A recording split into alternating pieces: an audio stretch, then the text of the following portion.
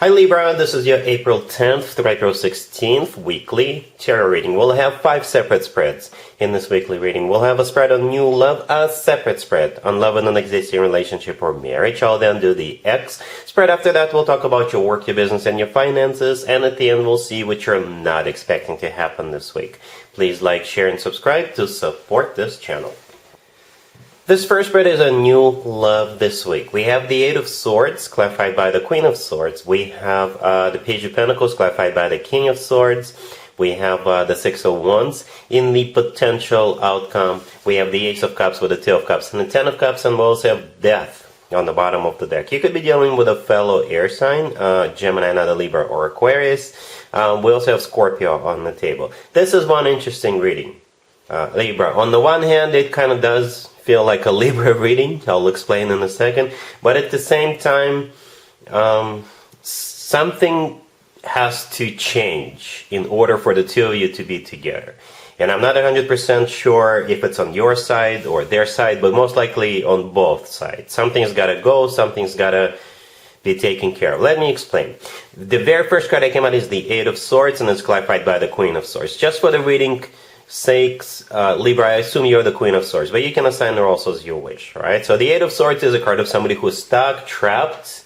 You could be stuck and trapped in some kind of a situation, or you could be stuck and trapped in your own head. The Eight of Swords is often known as the card of somebody who is overthinking, right? And that's typical of you, Libras. And I'm not judging you, it's just the way you guys are, right? And yeah, the Eight of Swords is clarified by the Queen of Swords, so I assume that's you. A little bit overthinking, or perhaps, like I said, you could be stuck in some kind of a situation, or you're just not sure what you need to do in this situation, or what have you.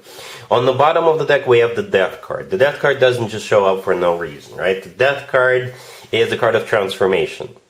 But in this case, since the rest of the cards are so good, this is a very positive transformation. Perhaps you need to let something go, or they need to let something go, but perhaps both of you do. Okay, it kind of feels like you've already met this person, or if the two of you get acquainted for the first time this week, then there's going to be this hoop to jump through, some kind of an obstacle to overcome for the two of you to get on the same page, to align, or something like that. So with the Death card, something's got to go. All right, perhaps you need to, let someone go. Perhaps you're already thinking about someone else, or they are. All right, so the Death card is a very positive transformation. Perhaps one of you needs to overcome something. The Six of Wands in the middle could be interpreted as a card of someone overcoming something. Okay. Nevertheless, right next to that Eight of Swords, we have the Page of Pentacles, clarified by the King of Swords. All right. So the King of Swords, like I said, I'm assuming that's the person you're dealing with.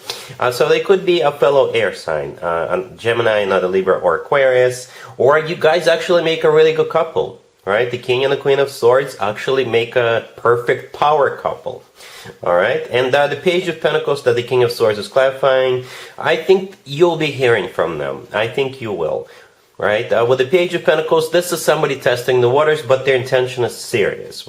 To me personally, the Page of Pentacles is the most serious page out of all 4 pages. I don't mean to belittle the other 3 pages, but the Page of Pentacles is often a beginning of something long-term. Right? With the Page of Pentacles, it could be some kind of paperwork. It could be something tangible, something you can touch. It could be, I don't know, them taking you out to a fancy dinner, or, it could be tickets to some kind of show or what have you. Right? And then here comes the Six of Wands. And the Six of Wands, like I said, for some of you, it's a card of overcoming something. But at the same time, the Six of Wands is a card of victory, success. It's a card of attention. It's a card of feeling good about yourself and feeling good about what's going on. So perhaps the Six of Wands here is a win-win for both of you. The two of you just need to get on the same page. And that's what I keep hearing. In the potential outcome, we have the Ace of Cups with the Two of Cups and the Ten of Cups. Look at that. That's an amazing potential outcome. You know, cards like that also don't just show up for no reason, right? Every single card in there is a Cups card. The Ace of Cups is a card of genuine, authentic love. The Two of Cups right there in the middle is a soulmate card. And there's two people in the Two of Cups. That's you and the King of Swords. It's a card of unconditional love. It's a card of when two people are on the same page. Okay? And the Ten of Cups right next to the deck is a family card. It's a card of commitment, marriage.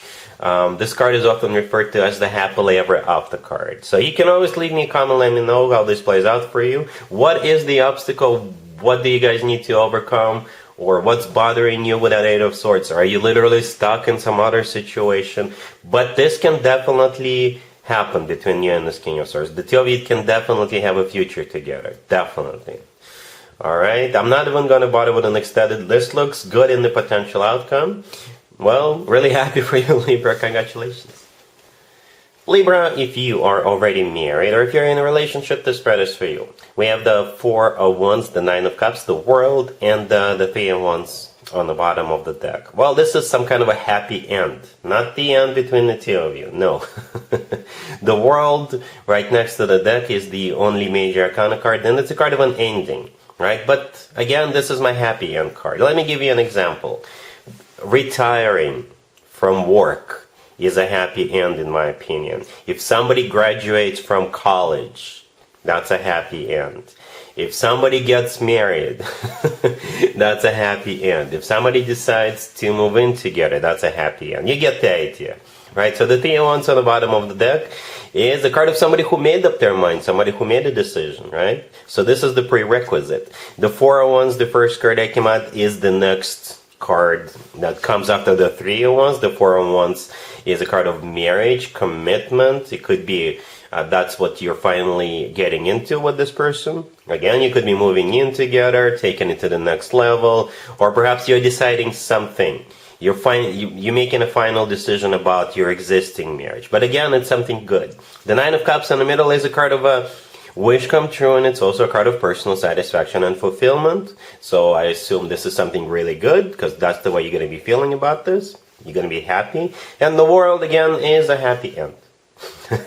I hope that makes sense. But, yeah, it's like, I keep hearing the word graduating, right? But not necessarily from some kind of a, educational establishment. No, it's the two of you are graduating to the next level, or whatever the next chapter of your life brings will make you happy.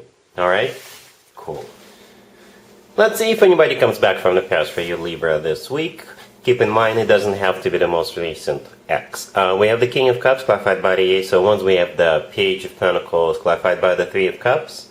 We have the Queen of Swords, clarified by the Two of Wands. And we have Temperance on the bottom of the deck. You could be dealing with a water sign, Cancer, Scorpio, or Pisces. We also have Sagittarius on the table.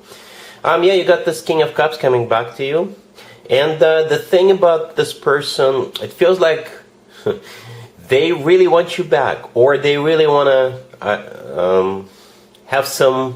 spend some time with you, because they're coming in with all kinds of attention, right? The King of Cups is clarified by the Ace of Wands, and right next to it we have the Page of Pentacles, clarified by the Three of Cups. So their energy a little bit scattered, a little bit all over the place, but perhaps it's a part of an intricate plan. I don't know. But yeah, it almost feels like they are going to invite you to some kind of an event, and they already got the tickets for it, right? Right next to the King of Cups we have the Page of Pentacles, right? The Page of Pentacles is often something tangible, something you can touch, right? And the Three of Cups, clarifying it, is a part of a card of some kind of a party, event, gathering, concert, show, right? So I think the Page of Pentacles are the tickets, all right? Or they just want to take you out and wine you and dine you. The King of Cups is clarified by the Ace of Wands, all right? The Ace of Wands is a very passionate ace, if you know what I mean.